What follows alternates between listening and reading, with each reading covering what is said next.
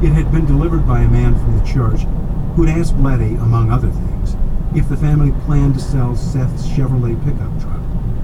Letty had no idea, but promised to pass along the inquiry. She did not. She had seriously considered tossing the cake into a ditch along the route home, but couldn't bring herself to be so wasteful. Her mother was battling diabetes and did not need another load of sugar if she in fact wanted to sample the cake. Letty parked in the gravel drive and noted that Simeon's old truck was not there. She did not expect it since he had been away for several days. She preferred him to be away, but she never knew from one day to the next. It was not a happy house in good times, and her husband rarely made things better.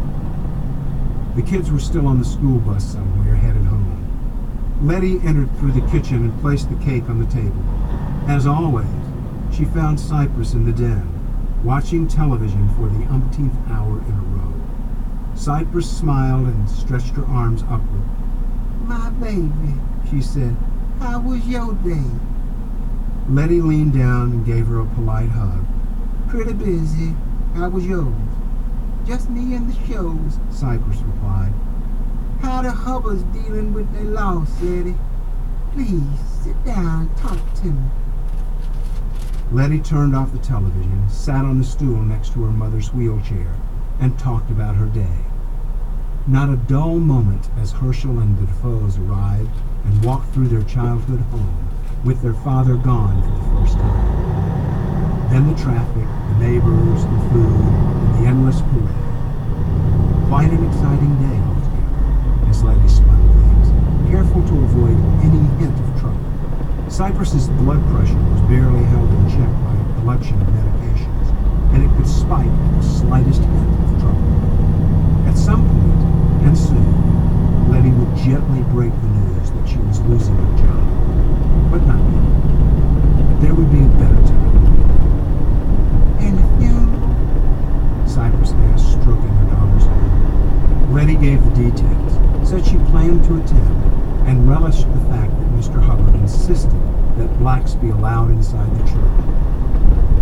"Probably make me sit on the back row," Cypress said with a grin.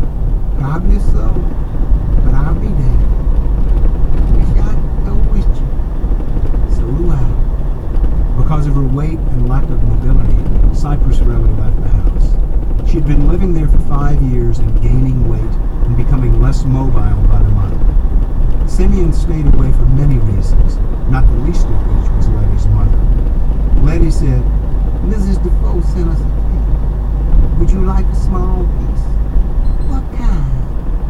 Though she weighed a ton, Cypress could be a picky eater.